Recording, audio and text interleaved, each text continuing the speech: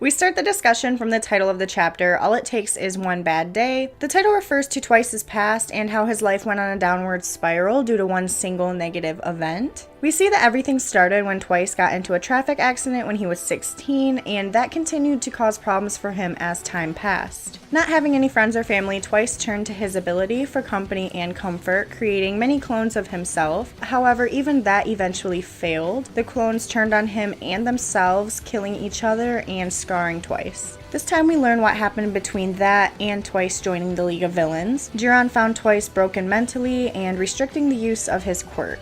Twice was saved by Jiran's promise of friends who could eventually trust him and that are not too different from himself. There's actually a pretty weird moment during the conversation between Jiran and Twice when Jiran offers Twice a cigarette, even though Twice has a paper bag over his head, and I checked because I was thinking about it, there was no eye holes. Twice reached for that cigarette like no problem and grabbed it. How could he see it? And how did he even know that Jiran was offering him a cigarette? Another thing, like, how did he plan on smoking that without removing the paper bag? It was just weird. Moving back towards the current fight, we see Twice struggling against the puppets as they are hurting Toga. He gets his arms broken, and at that point, he finally defeats the fear that he always carried, which was that he himself was actually a clone. With that, through gritted teeth, he unleashes his quirk, making many copies of himself in order to save Toga.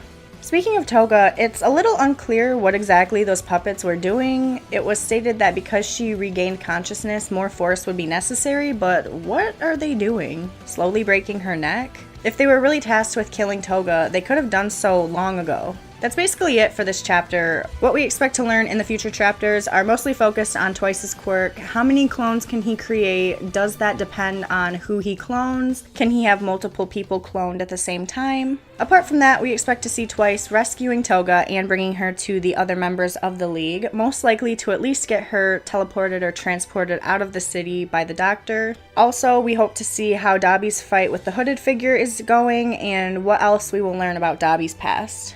Moving on to chapter 230 and starting with the title, Sad Man's Parade, the title most likely refers to the army of clones that Twice creates, which consists of nothing but himself copied over and over. The chapter itself starts out with a flashback when Twice was explaining how his quirk works and its limitations, such as multiplying up to 2 things with the second being weaker than the first. Now, it is a little unclear whether it just meant 2 clones or 2 clones of different people. Neither do we know if those were purely his own imposed limits to his quirk or in any way related to actual limitations. What is clear from what we see later is that he is not limited to just 2 copies, as he cloned himself many times. The sight of Twice's clones completely covering the streets tells us that the Liberation Army no longer has a numerical advantage over the League of Villains. This chapter really kicked the power of friendship to the curb because here comes the power of love and Twice is on his way to save his comrades. Twice overwhelms both Skeptic's puppets and the other members of the Liberation Army, rescues Toga, and then rushes to help Mr. Compress and Dabi.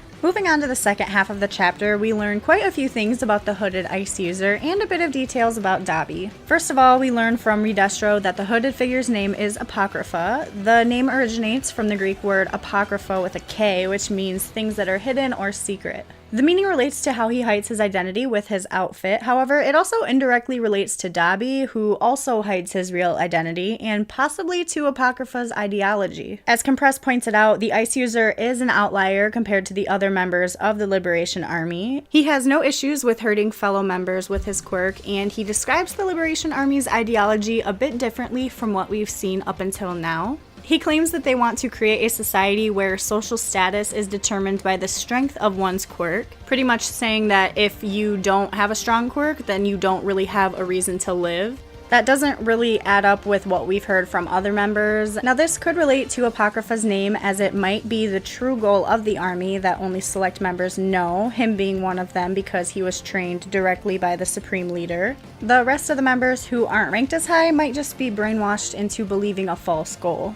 We see that Dabi clearly detests that kind of ideology. This could be one more clue towards the theory that Dabi is Toya Todoroki, as Endeavor was also obsessed with having a child with a strong quirk, leading to him abusing his family. When it comes to the theory that Apocrypha is Shoto's older brother Natsuo, this doesn't really add up since Natsuo's relationship towards his family kind of contradicts the mentality of this ice user. Especially if their sister Fuyumi has a quirk, it was deemed weak by Enji as he described her as a failure, and I just can't see him thinking that his family members don't deserve to live because they're not deemed strong. Moving away from theories, we got a bit more detail about the quirk cryokinesis. As it turns out, Apocrypha can manipulate the temperature of ice, so using that, he can create even more ice if there happens to be water nearby.